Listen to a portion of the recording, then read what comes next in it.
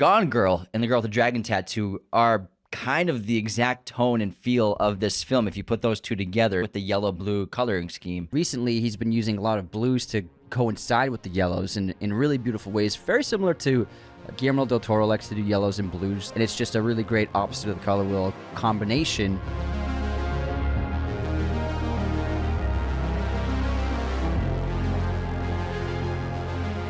David Fincher has to be one of the most consistent filmmakers the last 30 years. Nothing but bangers. You kind of always know what you're going to get when he drops a movie. Welcome back to the show, everyone. We're doing an episode on The Killer, the new Netflix film from David Fincher, which is the second of 4 films that he's making for Netflix. To get a new David Fincher movie is always a gift from the filmmaking gods and from the heavens of cinema because it was phenomenal. I loved it so much. And I never thought a David Fincher film would have the Smiths as the musical theme. Every song is from the Smiths.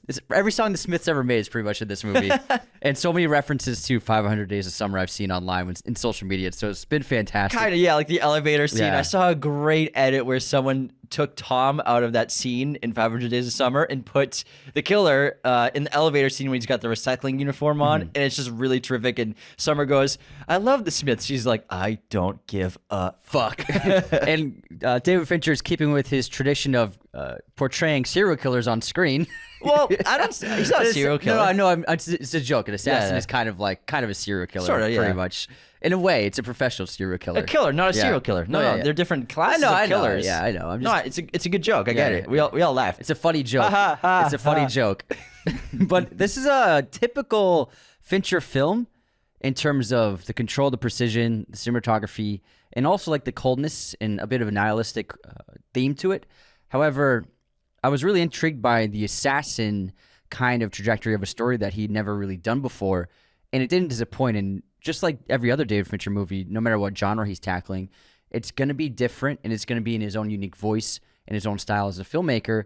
And this isn't like a Jason Bourne movie. This isn't a James Bond movie. This isn't like the typical action assassin movie you're going to get. There's really only like one major action scene. There's a couple other moments of short-lived action, but for the most part, there's just one big scene, and that's enough action for years because it's that good of a fight, that fight scene halfway through the film.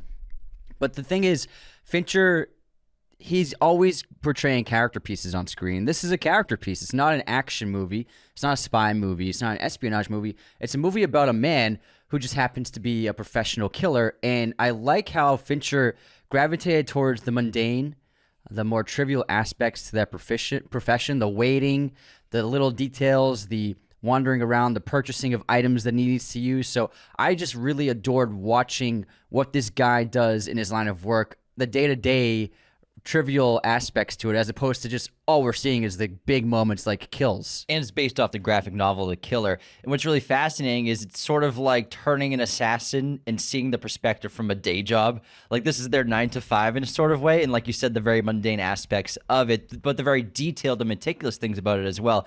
And you're right, it's not like a normal Hitman movie, which is why I think it's so special. We've seen so many assassin movies, even the Hitman movies based off the video game could have been really terrific. Oh my God, don't remind me. Those are disappointments.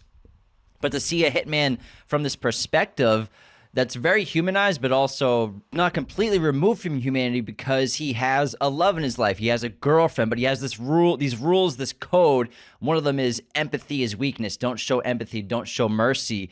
But he kind of starts to bend those rules throughout this film because he's a hitman. He's an assassin who's never missed. Even though he says, I'm not special, I'm not very talented really or anything like that, but he's very good at his job because he's perfected it, and he's batting 1,000. You know, I said Ted Williams batted .346 in his career, which is absurd. I'm batting 1,000. I've never missed until he finally misses, and now he's never gone through the situation of what happens in my line of work if I miss. I've never experienced that before, and the things that happen, obviously, this company trying to clean up loose ends based off the client's desires comes after him, and he makes it feels personal to him because they go after his girlfriend. And it's interesting how he missed and why he happened to miss here. I'll get to it in a sec, but first I want to move on to our Letterboxd segment of our favorite Letterboxd reviews of The Killer. We got some good ones. I mean, I'm surprised how low this movie's rated. What's it on Letterboxd? On the Letterboxd, it's a 3.6, and on IMDb, it's a 6.9. IMDb is crazy low. I couldn't believe that when I saw that this morning. It's his least liked movie so far. Of all time? After Alien Cubed. 3. Wow. And that's It's cubed? yeah, you can go either way. Yeah. It's literally a cube. It's like yeah, that's how they named the movie, man. Rotten Tomatoes, it's an 86% critic score and 61% audience score. I just think people maybe don't get it, but I think the first act turns people off, but we'll get to that. Yeah, let's get into the critical reactions and the commercial reactions. Now, Letterboxd had some great reviews, however. So Marshall, who is actually a listener of our show, great listener, gave it 3.5 stars, and he wrote, an introspective look into the mind of somebody that listens to the Smiths too much. Too much. It's a dangerous band to listen to. Either you become depressed and don't assess romantic relationships very well like Tom Hansen, or you kill people. Either one. Those are the two options if you listen to the Smiths too much. He is a creepy dude. Who, Tom? Yeah, Tom's a creepy guy. He can be. He's a creepy guy. Stage 5 clinger. He literally blares the music to the song she likes as she's walking by in the office. We've all done that. Yeah. Next up, we have Jay on Letterboxd, gave it 4 stars and wrote, least sociopathic Smiths fan. I like that one. This one's a great one, too. So, Cosmonal Markey. Gotta get that name right, Anthony. No, it's a common name. Floridians are actually that strong. I believe it. Florida. Then we have Maria wrote, drop the Spotify Wrapped King. Spotify Wrapped. He's their like 0.01% listener on Spotify for the Smiths. Us to Hans Zimmer is the killer to the Smiths. And then we have David Eyreich wrote, The Killer is a movie about how awesome and embarrassing it must be for a 60-year-old man to live with the fact that he directed Fight Club. This was the worst review I've ever seen for a movie in history. Wait, he has to say that again? So listen to this. The Killer is a movie about how awesome and embarrassing it must be for a 60-year-old man to live with the fact that he directed Fight Club. So he's coming after Fight Club. Yeah. But, I mean, why would David Fincher be just embarrassed about making one of the best movies ever? What the hell Isn't that weird? And then they wrote in parentheses, not at all a knock against Fight Club. I kind of loved it. Kind of loved it. It's a weird review. That's a weird sentence. Kind of loved it. Those are complete Pretty good opposites. scene, better. Tell me you're jealous of David Fincher without telling me you're jealous of David Fincher. For real, man. Fight Club is a classic. Goodness. All right, and our last Letterboxd review is number 1 Gizmo fan is the name. For Gizmo from the Gremlins. That's their name. Okay. It's Gizmo's fan club. Here we go. You actually named your cat Gizmo back in the day. Back when I was a little kid. What a cute little kitty. All right. Gizmo's fan wrote. Gizmo never liked me. She never liked anyone. No. She wouldn't let anyone pet her. All right. This man freak out here with the craziest keto, gluten-free, paleo, Dukin Atkins diet. Breakfast, McMuffin with no bun. Lunch, hard-boiled gas station egg. Yep. Dinner, Advil, whiskey, and Starbucks coffee. You wish you had this discipline. That's how you stay that lean. Yeah. You can't be... Michael Fassbender's a lean motherfucker. And you can only eat gas station eggs and Egg McMuffins without buns to get there. He needs to be in great shape because he's a race car driver. True. He has to stay light. Yeah, they're extremely well conditioned, those guys. But very thin and light at they the have to same be time. light Yeah. and like, aerodynamic. You know, because they're driving convertibles. I don't want to add too much weight to the car. Yeah, They're like as thin as possible for being healthy and strong still. While still being able to handle that machine. Exactly. It's like almost like cutting weight. Yeah. All right. Let's get back into. I want to talk about why he missed because we learned first The of all, killer, not Fincher. The killer. Yeah, because some people think he missed. Fincher didn't miss. Well, let's get into why it's misunderstood after this. Yeah. Because the killer for the first 15 minutes, I loved it. It reminded me of 2 movies: The Conversation from Francis Ford Coppola. Squeeze that out in between both Godfathers. It's a reference to the Gentleman. And then Rear Window, obviously, of course. voyeuristic and I watching. made a great tweet about that today. And then there's also great narration about his psyche, his views on the world, and he's obsessed with statistics and all these numbers, and we hear these great little anecdotes about different aspects to life, whether it be life and death or different cultural things. So it's a really great opening, and we're being put into the position of the killer of waiting for his moment to strike. And there's a line that really, for the most part, explains how he missed, because he says he's got 1,000 average, brings up Ted Williams, he had a 340 base batting average all career, which is never going to be touched. He's the greatest hitter of all time, but even he was 340. But the killer is 1,000. He's never made a mistake. But this movie, his catalyst is a mistake he makes. So why did he make a mistake? How did he make a mistake here? What was the reason for it? I think it's clearly stated. He has a quote in his narration while he's waiting for his prey, and he says, one of the many lies told by the U.S. military-industrial complex, my favorite is still their claim that sleep deprivation didn't qualify as torture. He's having trouble sleeping in this unfinished building. He's staying up. He's waiting, the boredom. And he also has that line, that great line of, sorry, I got it right here. It's amazing how physically exhausting it can be to do nothing. And so could think about that. And then also he has that phone call with his handler asking, when's this guy going to show up? Like, it's clearly been delayed by at least a day or two. So he's been doing this for an extra probably 36 hours than he was intending to do. So it's weighing down on him. And so I believe that he missed the shot because of sleep deprivation. Yeah, probably. Especially because he has that watch, the digital watch that wakes him up, I'm assuming, like every hour. Yeah. So sleep deprivation definitely put him in a weakened state, even though he's insanely focused. But maybe it's a lot simpler than that. Maybe it's more that no one's perfect. Yeah. You know, the reason why he's still alive in his line of work is because he's never missed, but maybe it's inevitable that everybody misses at some point because we're all only human. And I think that maybe for me, it's more of it was going to happen at some point, and it was just a combination of bad luck, like you said, sleep deprivation. He's been there for almost a week now, looking out this goddamn window the whole time, eating his breadless Egg McMuffins.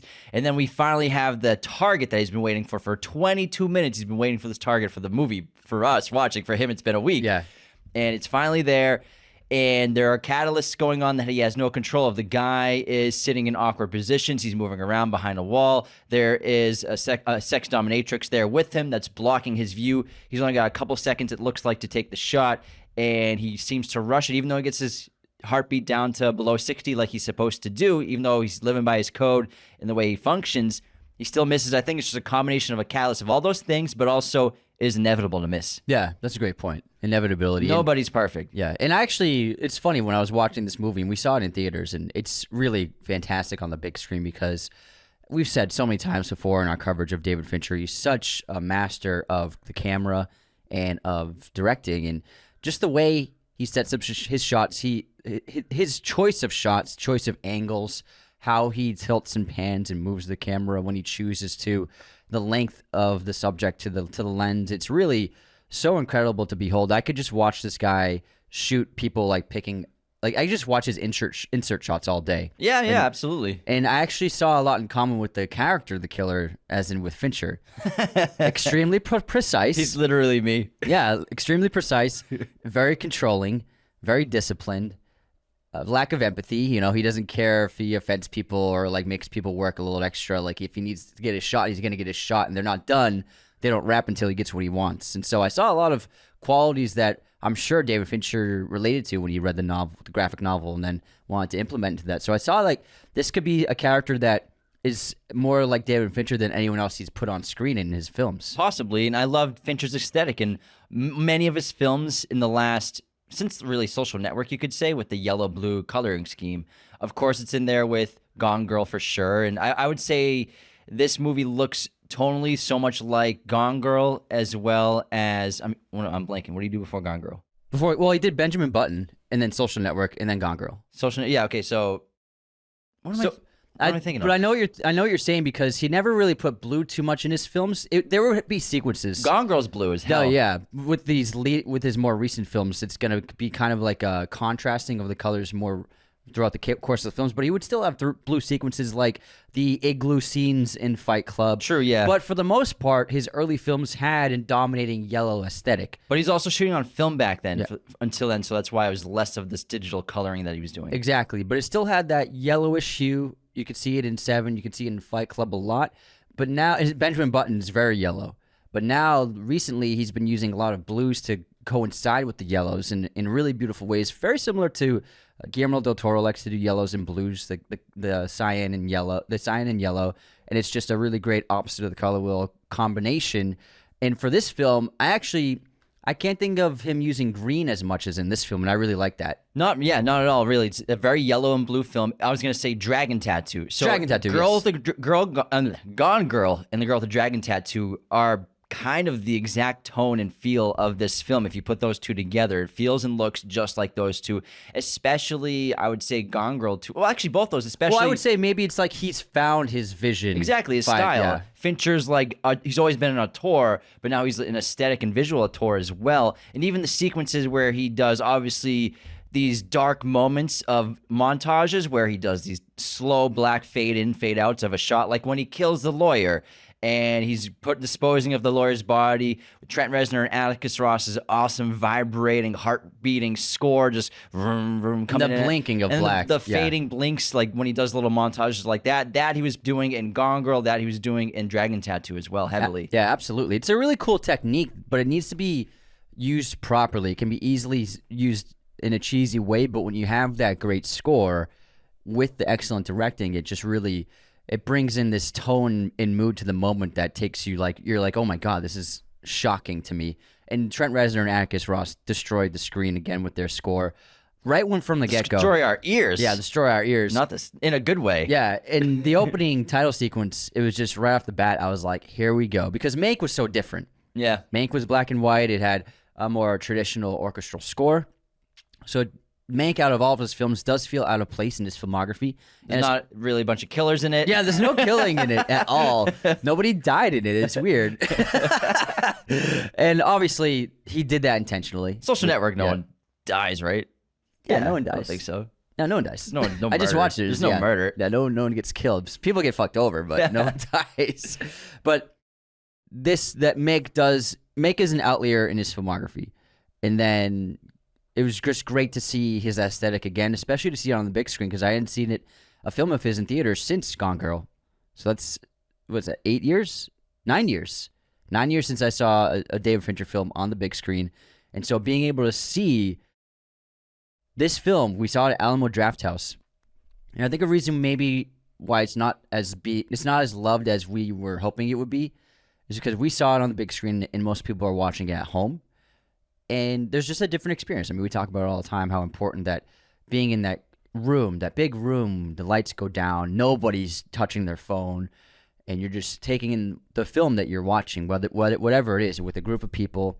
The sound's fantastic and the picture's incredible, and it really immerses you. So this is a problem with not doing theatrical releases, is the power of the film might not get across on screen when you're sitting on your couch, when you have your phone next to you, when you're maybe with your significant other or a couple of buddies and there's chit chats going on. Maybe your roommate walks in the house, someone's cooking. Like, there's so many things that can be going on where it doesn't have that same singular experience as going to the film theaters.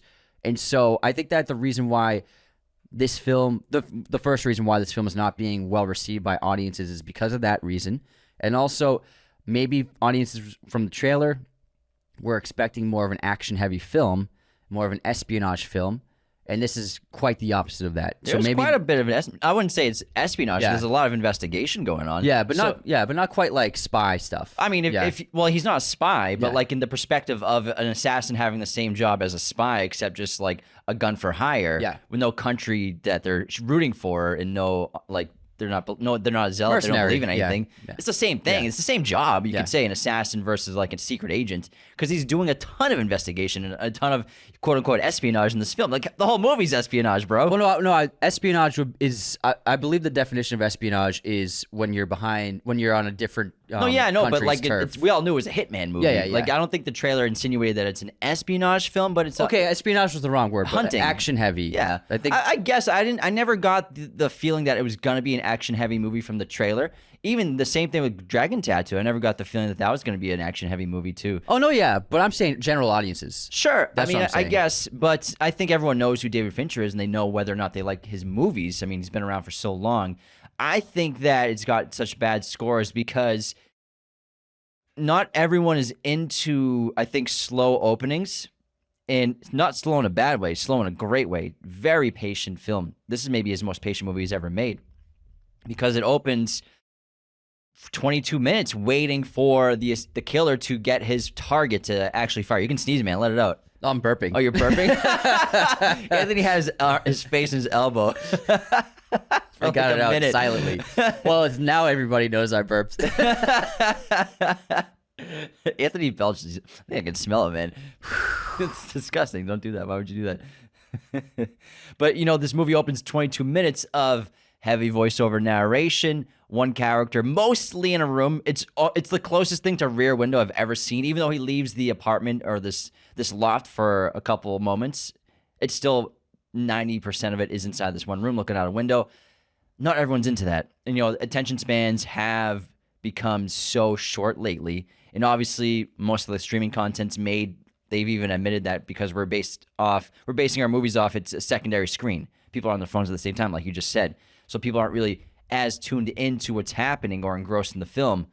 But I think the slow open for a lot of people, if they're watching at home, it's tough to fully get into it. I loved it. I watched it second viewing, and it was better for me. Well, not better than me. Better for me the second time because obviously we saw it in the theater.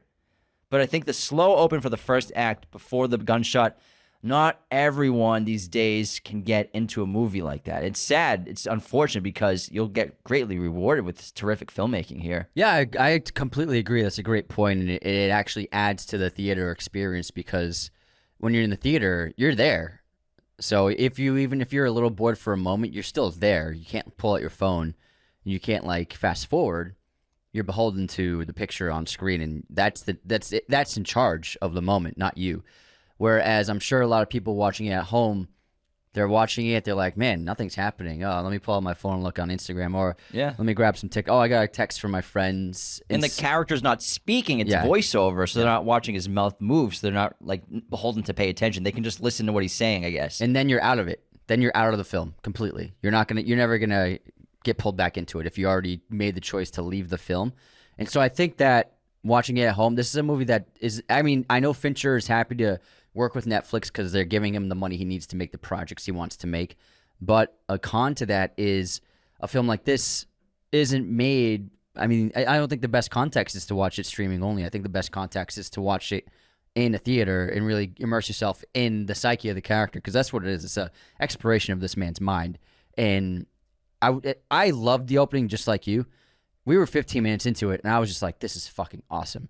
I could watch this all night. That's how good I thought it was. And the opening is really an exploration into his mind. We learned so much about the killer. Like we've talked about, we've learned that he's never missed. We've learned about his discipline, his vigilance. He's got this camouflage that he's created from this German tourist that he saw in London. He's like, Parisians hate German tourists, so it's like the perfect cover. He talks about his precision. We see how precise he is in terms of getting rid of evidence. He bleaches everything he touches it with the sink, spits water out, bleaches that as well. His watch with his pulse rate keeping under 60.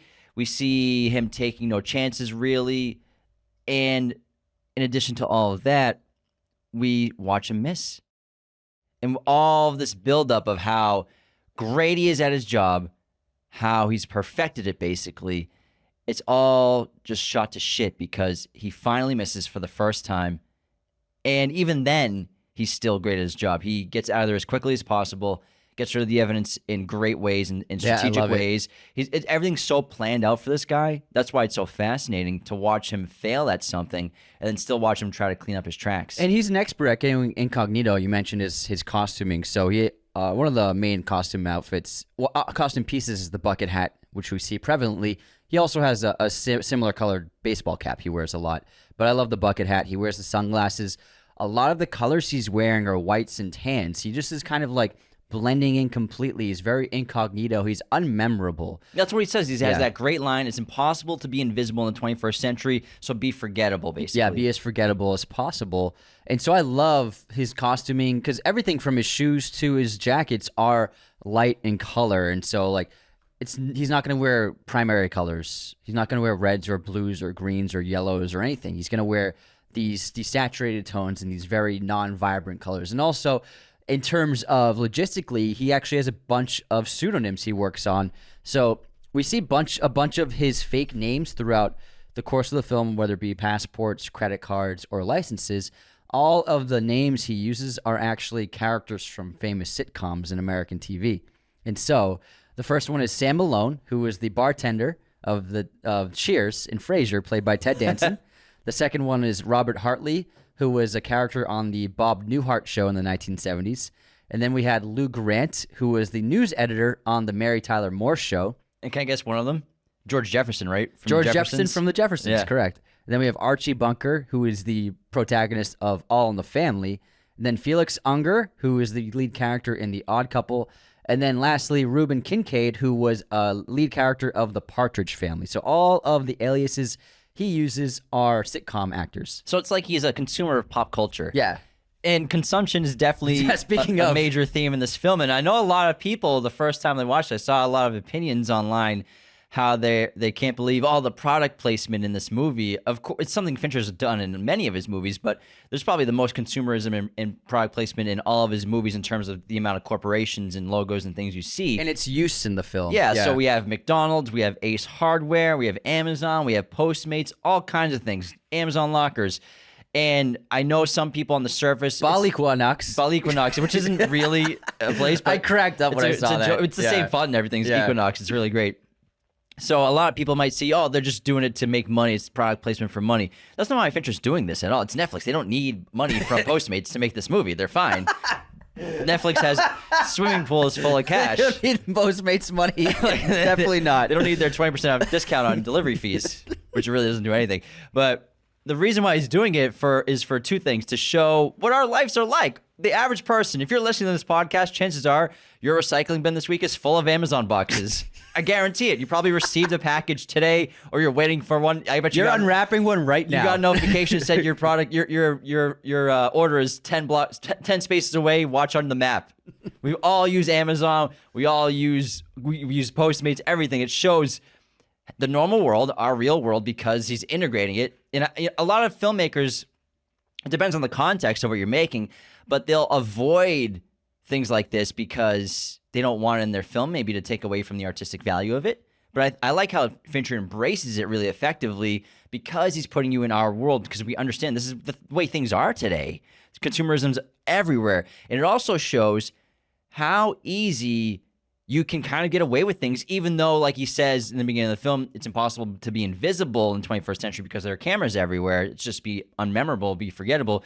You can still get away with things avoiding cameras these days. Like, you can go to Ace Hardware and get a bunch of things to clean up a body, but just have the parking lot, the guys that work there bring it to the parking lot for you. And you just check your phone, and they come and put it in the back of your van. No questions asked. You're not getting picked up on security cameras at all. The Postmates, when he, obviously we're spoiling stuff, when he infiltrates the secure building of the billionaire at the end of the film, who needs a Trojan horse when you have Postmates? when the guy you're supposed to kill, the client, wants his watermelon sushi or whatever he says, and obviously Postmates gets access to the garage door. Just wait for Postmates to come. So it's all done on purpose to put us in our world of our consumerism, of course, in the countries we live in, Western civilization, corporations everywhere. We use them every single day, but also to show how they can be used to do crazy things, or you can do almost anything with the advantage we have with technology these days. And I'm glad you pointed out that Postmates thing with the client Claiborne, because it shows that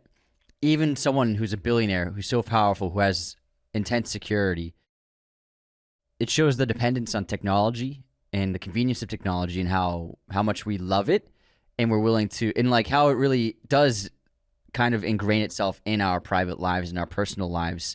And you know, how many deliveries do we get a day, as opposed to when we were growing up, it was like you never got anything delivered except if someone shipped something to you personally. It was a big deal when you got a package. Yeah, when you got a package, it was like, whoa, we got a package? It's like only your birthday. You picked everything up, where you bought things at the store. Like, you never did that. But nowadays, we get so many deliveries, and there's so much a connection between us and corporations. It's like literally a personal connection that's infiltrated our lives. And it's great in this film because it's showing that this guy is in the top secret. He's got great security. He lives in a very private, controlled building, but Postmates can get in. It's a great metaphor. To a point. Yeah, and then also using Amazon, because the killer's working on the fly. He's kind of improvising as he's going along. He's like, okay, what do I need to get this guy? What do I need to grab? And he doesn't go. You're not going to go to different stores now. You're just going to find it all on your phone. Keith, the fob duplicate. Yeah, and then you're going to get it delivered at an Amazon locker. It just makes sense. It's like what a real person in the situation would do. I know it's not sexy and it's not cinematic. However, like you said, bring these brands into the film, these things that we use so often and that are so recognizable to us, Amazon, Postmates, Ace Hardware. It really makes us feel like, oh, this is like a guy in the real world. And it could be anybody. Like that guy over there could be the killer, or like a guy you're walking by in the store could be the killer. I think that's also a reason why he did that, because it makes you feel like this is a real guy in the world somewhere. And puts the killer in the real world. Why wouldn't a killer like this? If he's just a guy, this is his job. I think that's one of the fun parts of the movie is it's just his day job in a lot of ways. It's what he does for a living. Why wouldn't he use conveniences of technology and take advantage of them? And oh crap, I need a fob duplicator. Let me just go on Amazon. It'll be at this locker in 12 hours because this is in New York City and it'll be right there. They have warehouses everywhere. So why wouldn't a killer use the convenience of technology to their advantage if they have fake identities and they can't get it traced back to them? It's just it's real. It's realistic. But Fincher's really good at using it effectively and not overdoing it. But even things like integrating text on screen. Yeah. I think he did a great job because he saves it for just a couple moments, really the second and third act when he's infiltrating this guy's building and just planning the kill, or we think it's going to be a kill. And we have a couple sequences of Google search and Amazon search just popping up, little bubbles. It's very subtle, but really artistic and really well done. And it works so well. And that's really all we get. And a couple, ordering the key fob duplicator and stuff like that. Very simple stuff, but he saves it until the third act. Doesn't overdo it. And there's quite a lot of tech used in the film.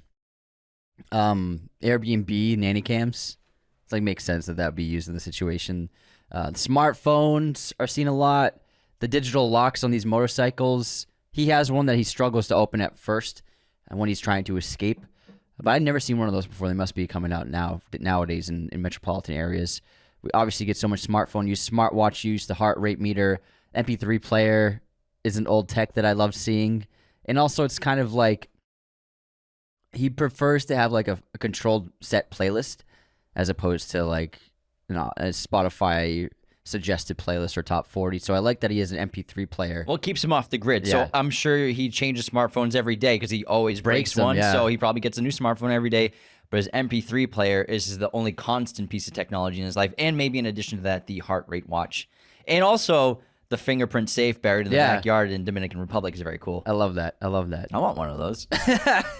In addition to the safe, a giant, beautiful home on the beach of Santo Domingo. And the thing is, this movie, it's really, the story isn't anything we haven't seen before. You know what I mean? It's like we've seen the rogue assassin storyline played out a bunch. Lay Samurai, basically. Yeah, Lay Samurai. I mean, the Jason Bourne movies is the assassin gone rogue, making an error. But it's really, every story has been told. But can you tell a story differently or in a unique way or a fresh way and bring something new to the table? And I mean, cliches are cliches for reasons. This is something that it's not the most original story ever, but it's something like I know what I wanted. When I saw this film, I'm like, yes, an assassin movie with Fassbender, Fincher directing. I'm like, sign me up.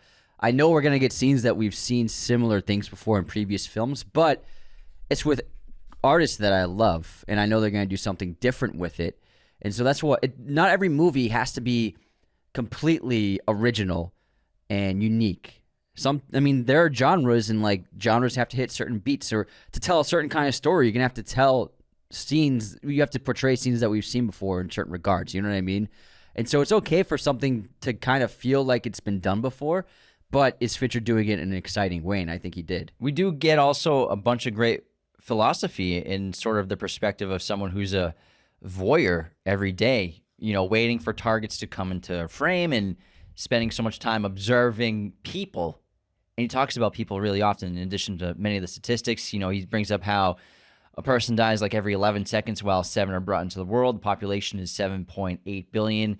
What I do will not make any difference, basically, me being a killer. And we can assume he's been doing this for probably a couple decades. He's looks like he's in his 50s, and he's very good at his job. He's never missed.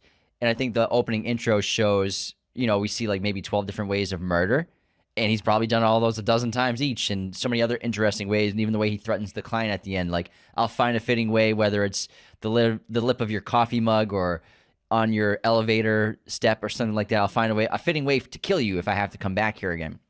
So you can assume he's killed probably hundreds of people over the course of a couple decades. But he also observes people, and I like, while he's waiting for the target to appear in the first act, he's just watching the neighborhood, watching the streets, watching all the little nuances of people's daily life. That guy who has to crawl through that little door to get inside of his door to unlock his business, or the woman sweeping outside the restaurant. Just these little things that he's picking up on humanity.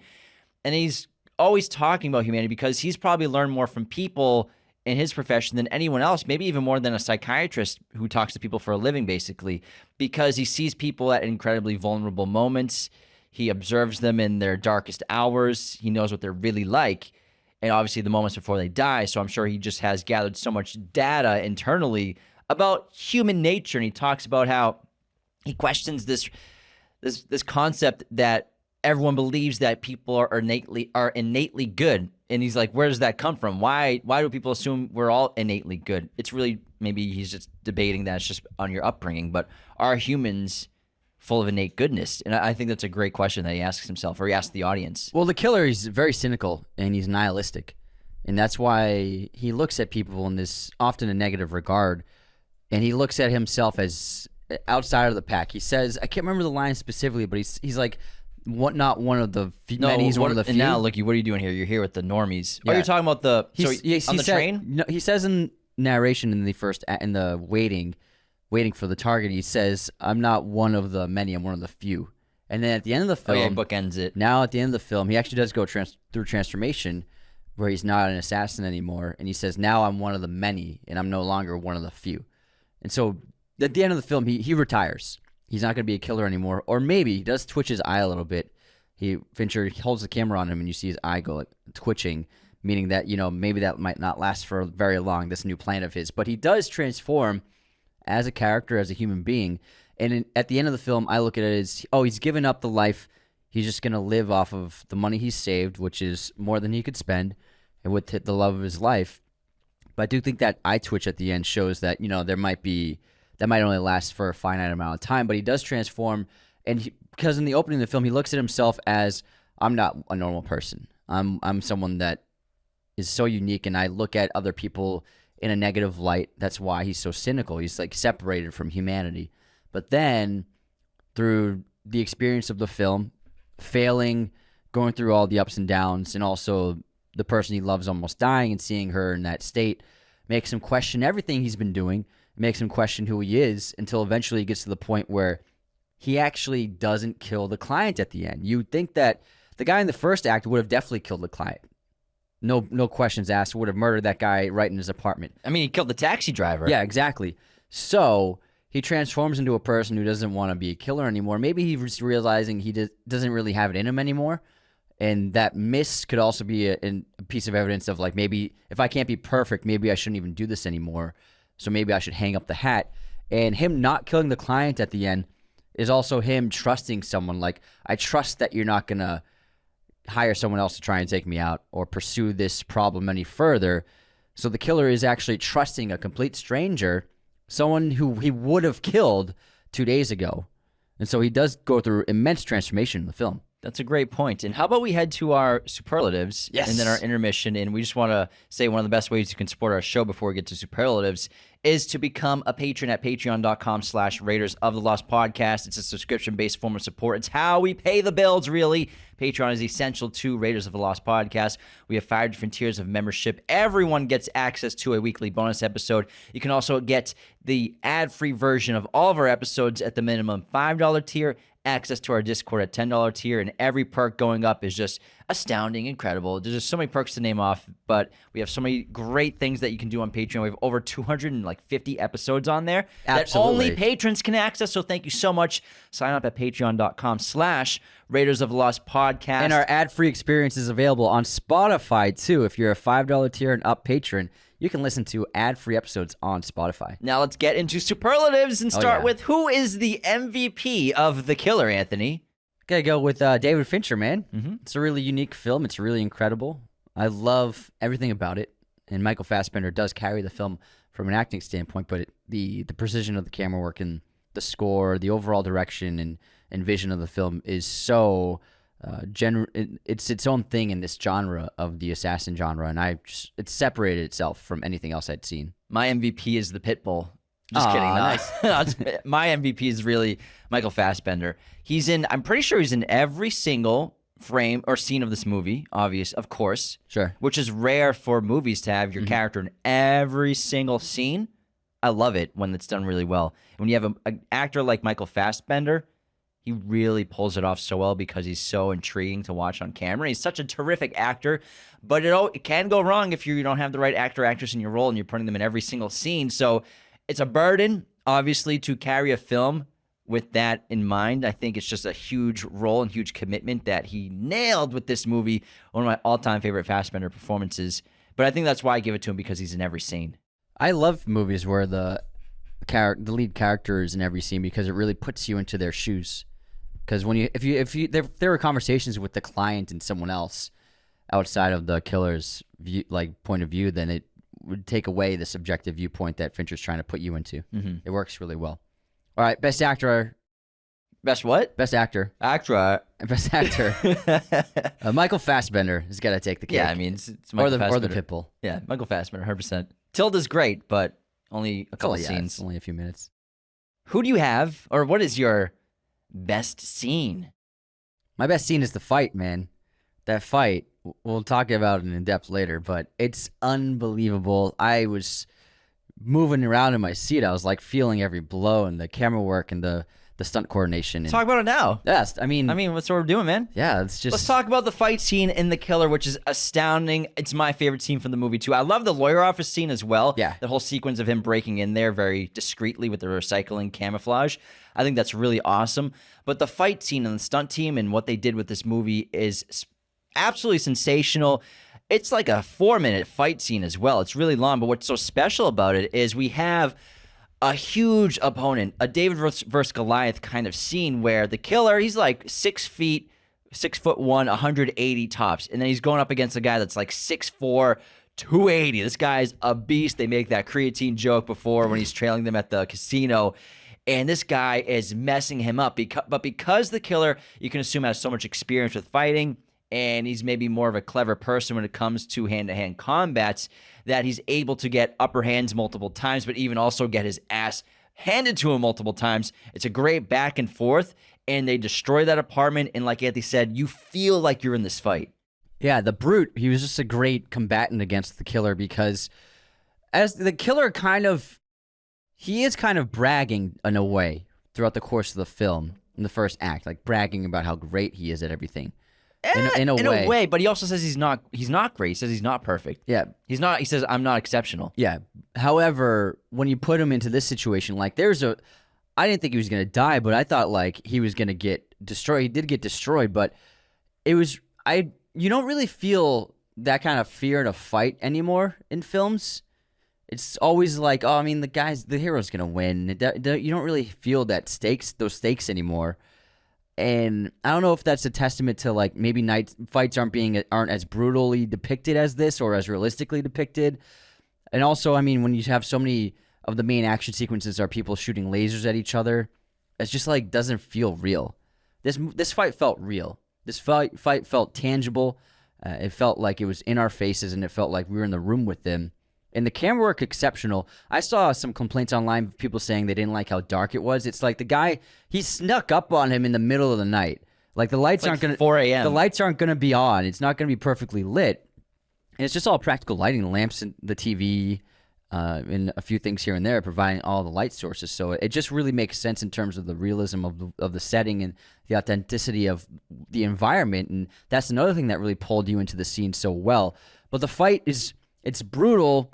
And the killer is clearly outmatched. Without a gun, he can't take this guy on.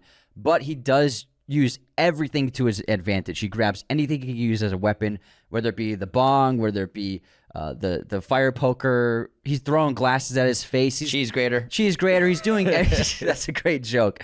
He's doing everything he can to just keep this guy like off his ass, because this guy is gonna pulverize him. And it's scary, and like they're busting through furniture and breaking through the walls. And man, I was just like on the edge of my seat during this fight. And both men get messed up, and especially the second, the Brute,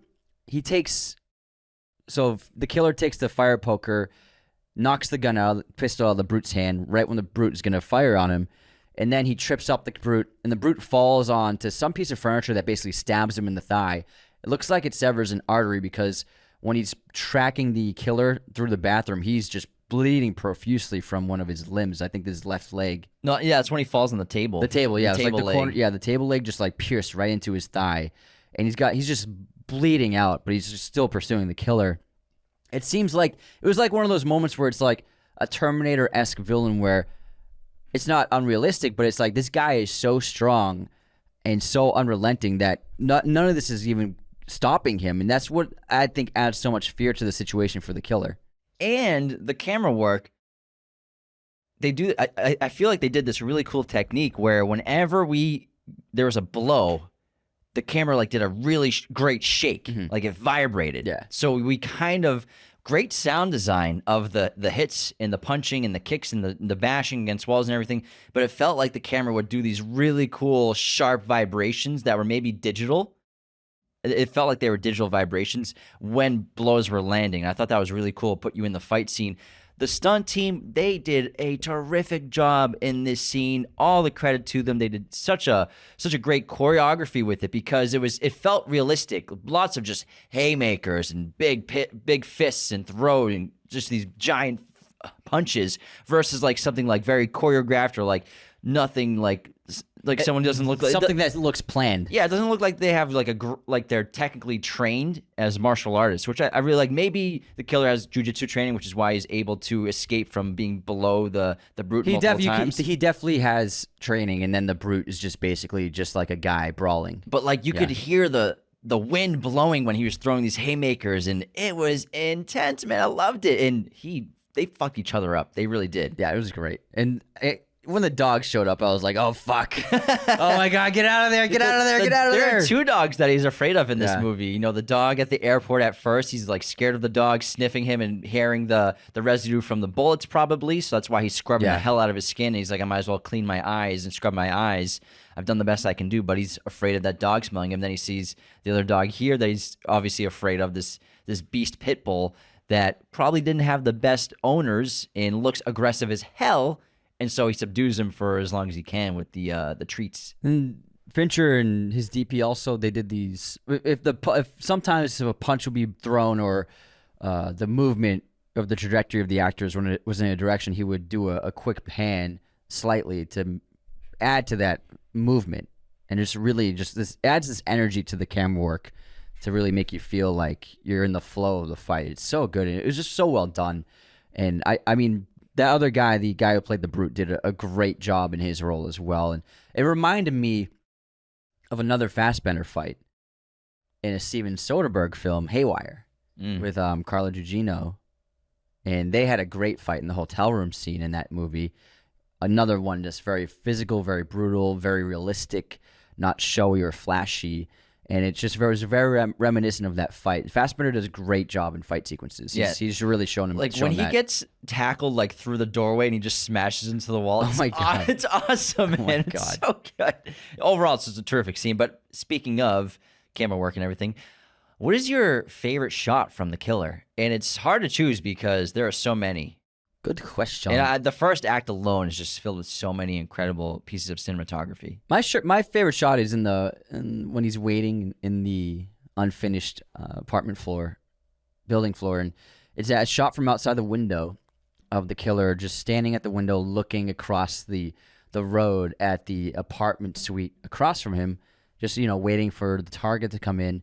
But that pane of glass, it's like that very thick glass, and it has texture to it, the layers of glass, and it creates this kind of like filtered, weird effect on Fassbender, kind of blurring of him, and the way it catches the light, this certain kind of glass, it showed like it was like a visual metaphor of the character and his psyche and his interior, and I thought that it was just like it's just a perfect image. Perfect. It's a great shot. Perfection. So I have two that are tied. My first tie is when... You have two ties? My first... Yeah, so 4 shots. No, the first of the tie is after he accidentally kills the lawyer too fast. He is planning to keep him alive for 6 or 7 minutes, but he drowns in his blood really quickly. and he obviously has the newspaper below him. But then when the little montage starts of the black fade to blacks with the quick, like it's like a heartbeat with the music that he does in Dragon Tattoo and Gone Girl. It's really cool.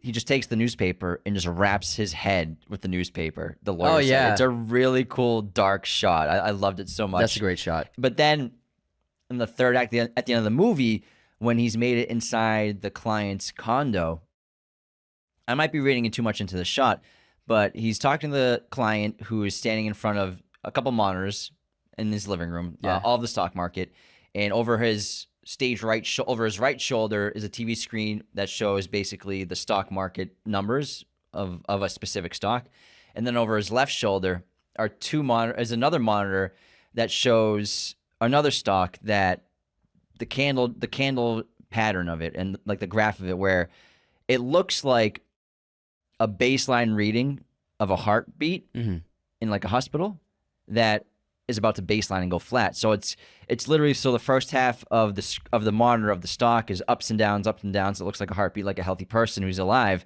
and then it just flat lines for the rest of the second half of the screen. So maybe that's cool. Maybe it's a tease of, is he going to kill this guy? A little potential foreshadow to taking this client out. It could just be there by chance, but I feel like it's not, because it's a David Fincher movie. So when I watched it the second time, I was like, that looks kind of cool. It looks like a baseline heart reading that of someone who was alive then died. I gotta watch it again now. I didn't remember that. That's cool. Yeah, I picked up on that. Wow, today. You're so insightful. I mean, I do my best. You do a lot of investing, Yeah. You're like you're good with patterns. Well, that candlestick pattern, man. Yeah, that's literally me. That's a cool shot. Yeah. I like that. I like that a lot. I'm gonna have to look this up now. Because aside from that, it's just this actor who I don't know him by name or anything. Yeah, there's two actors in this film in big roles, the client and then the assistant. I'd never seen them in anything before, but they're both very good. And he's just sitting against like the top of his couch. Yeah. It's not cinematically like a gorgeous artistic shot, but I love it based off the production design and like a metaphor or a foreshadow of a potential outcome of the situation. There are a lot of great slow motion shots too. Fincher likes using slow motion at really specific points, and he does it in a couple of action moments, most notably when he fires the sniper rifle and we get that great flame and the explosion and just great slow motion. And I love when he does that, because it's like he's very selective when he uses techniques like that, and it's like when he does use it, it's great. Yeah, I really like the POV through the scope as well. Because at first he's just using it just to kind of watch the scenery around him. He's just observing humanity. Even puts it on like a kid, puts it on these people that are working their day-to-day lives. Then obviously he attaches it. But that when he accidentally kills the call girl, that's an awesome shot. It really is. I actually loved the reverse of the scope, where we were looking through the scope from the outside and we saw his eye inside the scope. I'd never seen that shot before. I've seen that before, yeah. I couldn't remember seeing that before. I thought it was brilliant. It's pretty cool. It was great because we saw his eye close and then open inside the scope. I was like, oh, fuck. When I'm watching movies, I'm like, oh, damn, that's the shot. That's it, man. All right, what is your best or favorite line from The Killer? It's amazing how physically exhausting it can be to do nothing. It's a good one. That cracked me up. Mine is, let me pull it up, right here. Where is it? Hold on. Hold the phone. He's got it. He's got it. It's the bookend line at the end where, hold on, let me just Google it real quick. So it starts with, fate is a placebo. Hold on. Fate is a placebo. Well, I can say another line that I love. My second favorite was... Yeah, say your second line. I got it already. About his camouflage. No, I got it. So... I got it. Fate is a placebo. The only life path, the one behind you. If, in the brief time we're all given, you can't accept this, well, maybe you're not one of the few. Maybe you're just like me. Yeah, that's a cynic in him. Oh, no, that's the book, and then, hold on, he changed it. Maybe you're not one of the few. Maybe you're just like me, one of the many. Yeah. That's how it ends. Yeah, that's the ending of the film, yeah. I also loved, my camo is based on a German tourist I saw in London a while back. No one really wants to interact with a German tourist. Parisians avoid them like the rest of the world avoids street mimes. It's a funny movie. Yeah. There's a lot of really good lines in this. And I mean, it works he does speak German, so it's perfect for Fassbender. And then, I have a couple of other lines that help describe his character. My process is purely logistical, narrowly focused by design. I'm not here to take sides. It's not my place to formulate any opinion. No one who can afford me needs to waste time winning me to some cause. I serve no god or country. I fly no flag. I'm effective. It's because of one simple fact. We said earlier, I don't give a fuck. And it's just like, that's what you want out of an assassin. I just don't give a fuck. And then the line that helps us understand his control as an assassin is stick to your plan, anticipate, don't improvise, trust no one, never yield an advantage, and fight only the battle you're paid to fight. However, he breaks every one of those rules. He breaks sticking to your plan. He improvises a lot. He trusts the client at the end.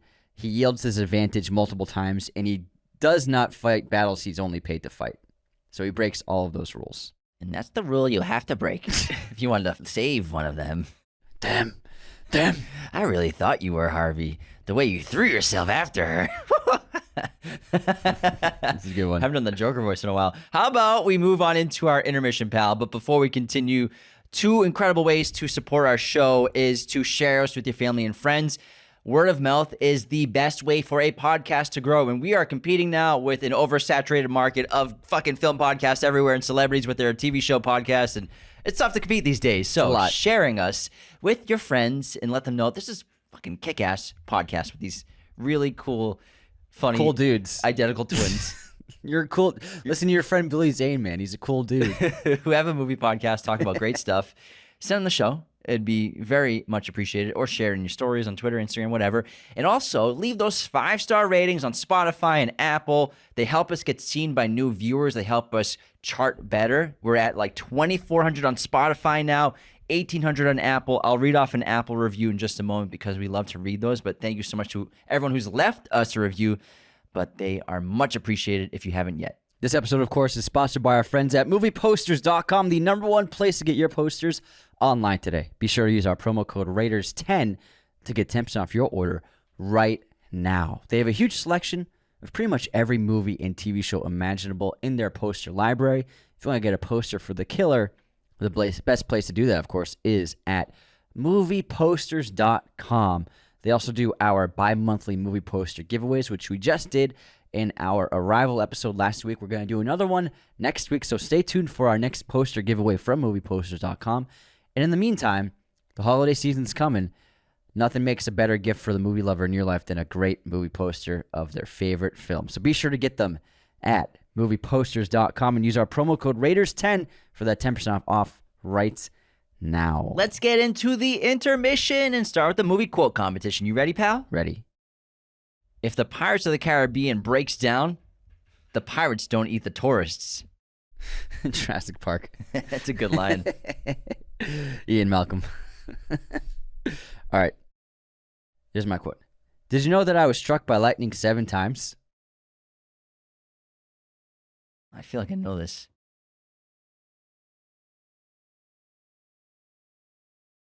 Man. I don't know. You're going to kick yourself. It's know. Benjamin Button. It's the guy. They show all the times he got struck. It's great. Yeah. It's really funny. All right. Guess this movie release year, Antonio. What year did Fracture come out? Fracture came out in 2007. 2007 is correct. Oh, yeah, baby. Correct. That's right. Though. Okay. Sorry, I'm just getting I forgot to pick a streamer. I got one. You forgot to do your job? Yes. All right. What year did Adaptation come out? 2000s. Yeah. 2000. I mean, yeah, if you think so, yeah. And 5? 2002. It's quite old. Quite old. 20 years old. 21 years old. Thanks. Now I guess I feel quite old. Remember when that movie came out and you were a kid? Now you're old as fuck. All right, movie pop quiz time. I saw a meme someone sent me, sorry, that 2000. Think about it. It's sad to think that 2006 is just as far away as 2040 is. What did you say? 2006 is as far away as 2040 is from right now. That's scary. Oh my God. Why'd you have to say that, man? I was in a great mood today, too. Not anymore, you're not. Well, movie pop quiz time. How many movies has David Fincher now made? Oh, good question. Hold on, let me count. 1, 2, 3, 3.5. Hold on, so seriously, hold on. Seriously, man. 1, 2, 3, 4. Say the title so people 5. can hear. No, you messed me up. 6, 7, 8, 9, 10, 11. 12. Damn it! 12. You're one off. See, if you said them out loud, we could have figured out which one you didn't get. That's true. That's true. But now we'll never know because we can't read your mind, man. I skipped Mank in my head. You would. Sounds like something you would do. I love Mank. I put in my, yeah, it was like. It's literally the last movie he made. I know, well, so what? Hey, how about It you was like ask 8 years ago. ask me. All right, what Leonardo DiCaprio movie did Tilda Swinton co-star in? Said that so aggressively. You looking it up on your phone? No, I'm looking at a review. Sure you are. This is my screen. Sure it is. It's literally a review. I see Tilda Swinton IMDb page. No, it's a review. Someone wrote best podcast, but gave us 2 stars. It's Russ Jesse. 2 stars, even though we're the best. Yeah, remember I read his review episode. Huh? Maybe he did that by accident. Did he not? Maybe they didn't like our reaction. It was a great reaction. We thanked him so much. Yeah, odd. Anyways, Tilda Swinton and Leonardo DiCaprio co-starred. She's a big role in it. Big role. Huh? That's a good question. I know it is. Come on, you got this. You can do this. No, I know. You got it. I'm just like thinking of Leo movies that she's in. Huh, I'm fucking drawing a blank, man. I don't know. The Beach. The Beach. Oh my God, they're like they have sex in that movie. They do have yeah. sex. Yeah, yeah. She plays the leader of the community. A lot of people forgot about that one. Do we have any haters this week or unsubscribes? Oh yeah, we got some. 1 second. While I pull it up. Dun, dun, dun, dun, dun, dun. Any time now, man. Where are my screenshots? Not those screenshots. Oh yeah, these are the yeah. Okay. Nathanos. That's a good name. Wrote in our Arrival episode, if I don't win the giveaway, I'm unsubscribed. Also a great episode. I love this film. Thank you, pal. Nathanos. Then we have Alexander Sullivan wrote, there was a Korean War. There was a Korean War. Unsubscribe. The Korean War is technically still ongoing, you idiots. JK. And actually, it is. So he sent me, there says that with no formal peace treaty was ever established. So the Korean War is actually technically still going on. I had no idea. Yeah, I learned something new today. And then we have, yes, on our post about being at the Hunger Games premiere, Alexander MacArthur wrote, unsubscribe games? I volunteer as unsubscribe. And then I posted a review of The Wolf of Wall Street on Letterboxd, and Amanda wrote, no one did Matthew McConaughey's chest chant in the comments. Unsubscribed. We had some great comments in that. It was cracking me up. I actually have some of my favorites. So on my Wolf of Wall Street letterbox, Daniel Georgie wrote, Benny fucking Hanna? Jared Weiss wrote, who's Venice? Marshall wrote, fun coupons. Daniel wrote, tell him about the sides. The sides didn't cure cancer. That's the problem. That's why they're so expensive. And yeah, there's so many more. It was just great. I was just like, I hope we get a ton of movie quotes in this comment section. And it didn't disappoint at all. All right, my streaming recommendation for this episode is going to be Drag Me to Hell, which is also on Netflix. Just got put on there for November. Yeah, I just watched it on Max last week, 2 weeks ago. Which one was it? Last week or 2 weeks ago? 2 weeks ago. I corrected myself. Yeah, 2 weeks ago. Pick one. And then my recommendation is Man on Fire on Max. Greasy Bear! Greasy! Greasy! It's great. Let's get back into The Killer.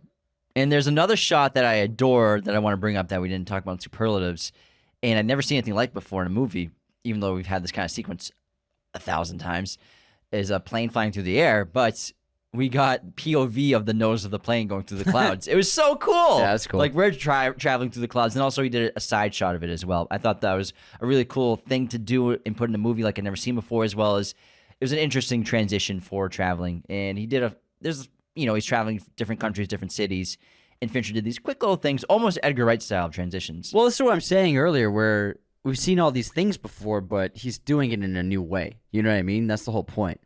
It's like, obviously, we've seen planes flying in the air thousands of times, but nobody had ever done a shot like that before. That's what makes him so special as a director, like to come up with that. And the story's really great because of how simple it is and sort of grounded. And there aren't a ton of scenes in this movie. You know, this killer, he fails in his mission of taking out this guy. Then he has to basically go on the run and make it back to Dominican Republic, where he discovers his girlfriend has been attacked and assaulted. Their home is just a mess from a break-in from these two people. And then he's on a path of basically taking out everyone who is involved with trying to kill his girlfriend or trying to kill him. They're obviously there for him. And he goes to discover, so from there on, he discovers the taxi driver that took the people from the airport to his house, kills the taxi driver. He moves on to going to the lawyer, kind of his middleman, his manager, sort of, you could speak, his handler for getting him jobs and taking him out by accident too quickly. Brutal killing, then too. getting more information from his secretary at her home, taking her out. But he does break a rule there where, you know, he says empathy is a weakness. I won't show empathy, but she makes a deal basically and begs him for mercy in terms of, I'll give you the information, but just make it look basically like an accident. Make it look natural. Don't just make me disappear. My kids need basically the leftover, my money that I leave them, insurance policy. Yeah. And he does do her that. He breaks her neck at the top of the stairs to make it look like she tripped and broke her neck falling downstairs. So he does break a rule there in terms of showing empathy to an extent, as much as a killer could show. From there on, his next goal is to go to Florida to take out the other guy that was with the cute-tipped lady that was down in Santo Domingo, to go after him and his girlfriend. Takes him out, which is an awesome scene. And then we basically go to Tilda Swinton's character. The expert. We love Tilda and everything she does. And I think that even though Tilda has two scenes in this movie, really, the restaurants and then obviously being followed, but really one main scene and then outside the restaurant, absolutely takes advantage of that screen time like nobody else and chews up the scenery with heavy dialogue just from her and talking basically to a brick wall for the most part. Yeah, and I mean, she points out, like, why did you come here? Like, why wouldn't you kill me, like, secretly? Why would you come to this restaurant in public? Because he's making irrational decisions. He's not who he was 2 days ago. And she also illustrates... Desperate for conversation. Yeah. She illustrates that great story about the bear and the hunter, and how the hunter keeps going out in the woods to try to kill this bear and keeps failing. And the bear says, every time you fail, I'm going to sodomize you. And then he keeps doing it over and over and over again until the bear eventually says, you're not here to hunt, are you? That's a great joke. Yeah. Essentially, she's saying that the killer is on the self-destructive path. And the people he's killing are the bear, or like the idea of continuing to be a killer. And then he's the hunter who just keeps failing. And the more he fails, the more he destroys himself. He keeps failing and making things worse. And that's what he's doing. He's the hunter of the story. He should really just stop hunting if he wants to, get out of this in any way, shape, or form. And he does end up, like I said, retiring at the end of the film. But I thought it was a great, cool little story that perfectly illustrated exactly what the killer was doing. He's failing and then it's causing more destructive chaos around him. And she says, why risk coming here in person without a disguise, without anything really? Because she says, if you kill me right now, obviously I'm dead, and you'll get out of here, most likely, but not clean. What he's always been great at, and why he's still been doing this for such a long time, is he always gets out clean. He always has some sort of cover, but he's gone there. He's shown his face. He's not wearing a hat. He's not wearing anything. And he's in public.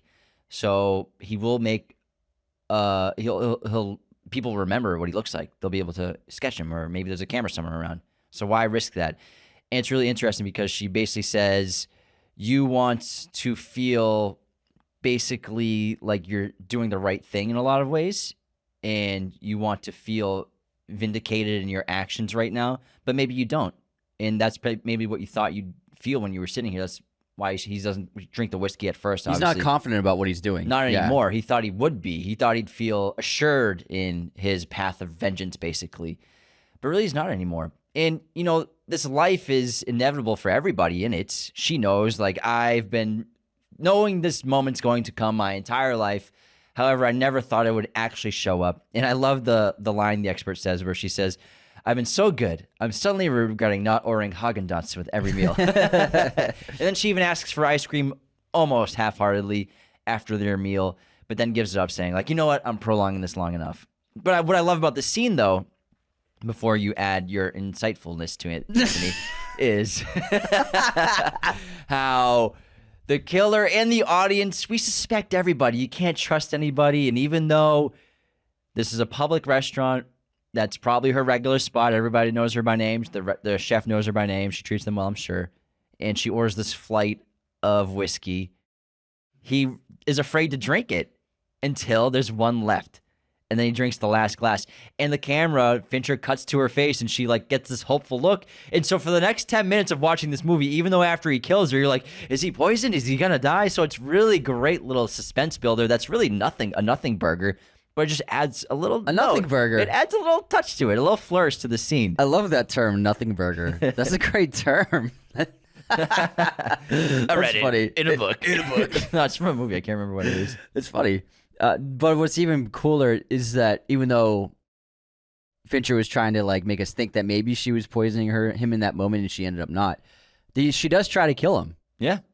Because the way it's set up is that she goes out swinging in a way when they're walking alongside the river, and she trips down the steps. She's playing it perfectly. She's an assassin. Don't forget, she's the expert. She is an assassin.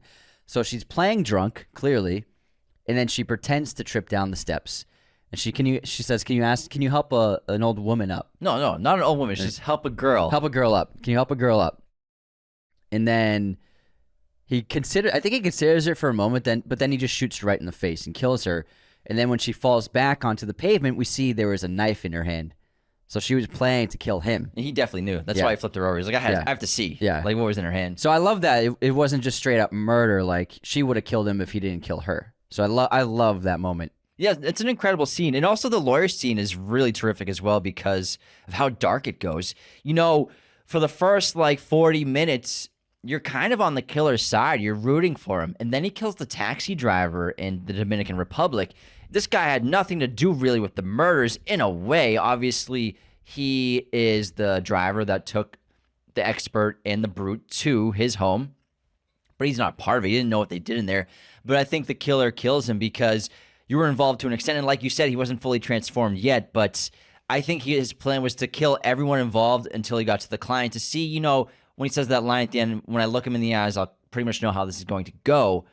But he didn't want to kill the taxi driver, I think, but he just decided to because that's his profession and he doesn't give a fuck. That's his rule. And even though he was not involved with the murder, he still helped to an extent, even though as a bystander and not exactly knowing what's going on. He is a cause for what's happened. He drove them there and waited and didn't. If the taxi driver left them there, he would have never discovered him probably. But he kills the taxi driver. When he does that, you're like, oh my God, this guy really doesn't give a fuck. And it breaks his rule of fight only the battle you're paid to fight. Nobody paid him to kill the taxi driver, but he did it for his own reasons. And then he goes and kills the lawyer, which, like I said, he didn't mean to do so quickly, but I love how he breaks in. It's so clever. It's great. Yeah, I love the door, the recycling. The recycling thing he's drawing on his pad. It's awesome. It's great. But also his storage container. It's a really great joke. I was like, I would love to watch the episode of Storage Wars where they bust open my door. But it kind of shows like what would an assassin in the modern world, what would their kind of inventory look like for supplies, not just weapons. He said he has 7 storage containers all over the country. It's crazy. Yeah. But the sequence at the lawyer's place is excellent breaking in, but also the discussion they have and also the fear that he puts into the secretary. You really are terrified for this woman, and she knows she's going to die the whole time. As an audience member, you don't know if he's going to completely kill both of these people. But then he puts the nails in the guy's chest. It's dark. Then you know you're serious. He's serious. It's intense. I also love the lo-fi basically data system that they have, just the Rolodex on paper. Yeah. Everything's on paper. There's no way to trace it. The lawyer, He only has used that laptop. That's An where old everything. one. Yeah, it's an And old laptop. the secretary at her home computer is an old Macintosh. Yeah, those big bulky ones. I love that. I love the scene of him and the secretary going through the Rolodex. And Nothing with Wi-Fi, I'm sure. everything's just been written down or crossed out, and I love that aspect to it. And it makes a lot of sense for eliminating any way of being traced or any kind of track record digitally. It just seems to make sense. Yeah, and not just erasing, but also not having wireless connections to anything. You know what I mean? Because all those computers, like those old Macintoshes, those are wire connections for internet. Yeah. Versus anything with a Wi-Fi antenna, you could still probably get access to, even if it's not connected to the internet. So sure. that's, I think, one of the reasons why they do that as well. Yeah, I think you're right. Yeah. And obviously, I love disposing of the body too. It's really clever. It's a beautiful shot of that bridge with the fog coming in and the sunrise. It's gorgeous. He dropped such a small bucket. I'm like, man, what happened to the rest of the body? No, the body is at the bridge. Right. He's digging up a hole for the body. I think that he cut out the guy's teeth and fingernails. His fingers is what I'm guessing. I mean, Because he drops that little bucket in the water. it's probably, or it's just supplies. No, I think it's identifiable remains. Could be whatever you want. Yeah. It's possible. Yeah, maybe. No. But I feel like he never really. I think, it could be. It could be. It's clever. Take a ferry to get rid of evidence and then bury the body under this bridge somewhere. It's great, but it's a gorgeous shot. It's really nice. It's one of the best shots of the movie. Oh man, I mean, it's Fincher, man. It's the Finch, But it's man. crazy because like it's shows like two different levels of two worlds basically. Yeah. The road and the bridge are humanity and the rest of the world, and beneath it is the killer and his world. It's the underworld. Basically, yeah. What a great metaphor. Hear that, guys? That's why we get paid the big bucks. The medium bucks, Anthony. The medium bucks. Yeah, it's not big bucks. The Juno Meow Mix bucks. He can't afford fancy fees. Sorry. And then the third act is really terrific. It's kind of its own mini movie of breaking in, infiltrating this very wealthy man, this businessman, company owner, probably CEO or something. Bal Equinox. Bal Equinox and everything like that. And everything we talked about with the Amazon products and Amazon lockers and infiltrating the gym and just espionage stuff, infiltration and getting information, then breaking into his condo in this very secure building, looks how easy it is. It's a great scene because even in the audience, you're assuming he's going to kill him. Like, why wouldn't he kill the client? And it's really fascinating that he chooses not to, because he asks him the question of, do we have a problem? The guy's like, well, no, bro. We're not having fucking, no, man. No beef here. And then he asks him before he leaves, I think this is the final test for him to see if he should kill him or not. He says, I'm curious. This man with a silenced pistol walks into your home in the middle of the night, and you have no idea why he's there. And the guy's like, I don't fucking know, man. And I think that's the final question of him. All right, I think we're good. This was not personal, clearly, from you. And I missed, so I had to deal with the repercussions of that. And I'm going to let it go. And yeah, he's like, I'm done. This is his retirement, basically, of not killing the client. Like, that's basically his official retirement from the job. Not a bad retirement to live off of either. 8.4 mil in the DR goes a long way. And I think that the client, when he saw how basically ignorant the guy was, he was like, yeah, this guy's not going to be a problem for me. He's really just like, he's out of his depth being in this world. This guy doesn't belong. He's not like the evil villain that maybe the movie was setting him up to be. Yeah, it's almost like ironic. It's sort of like he probably ordered this just like he ordered an Amazon package. Yeah. You know, this is not, it's just like how the killer got that fobber, the key fob duplicator, the CEO, wherever he is, just as simple as that, ordering a hit on a guy. Yeah, no, I mean, the lawyer's the one who suggested the Fallout hit on him. He didn't know what it would mean. He was like, I don't even know what this means. Just like help with repercussions. Okay. So I think when he saw how this guy is just a guy, a wealthy guy, he was just like, yeah, I'm done. I'm not going to kill you. It's good stuff, man. And it's like, it's a happy ending. And I love how he's famous in this world. The killer. He's called the Dominican Republican. I don't think he's famous. It's just all these people know him. No, I mean, yeah, he's famous in the as assassins. Like, he's like this mysterious figure who's like so good. No, I don't see that. I don't interpret that at all. The Dominican Republican line, I think that's a joke because he's a white guy living in the DR. Well, no, because the Brute, when he's like moving through the house looking for him. He's like, "Is that the Dominican Republican?" Yeah, it is. Exactly, because he tried to kill him. He went to the DR to kill him. No, yeah, I know. I'm just saying, like, I think he's like well known in the underworld of assassins. I don't think he's well known at all because he's an assassin. He shouldn't be I don't think so at all. I think it's no one knows who he is except for his handlers. His handlers probably don't even know where he lives.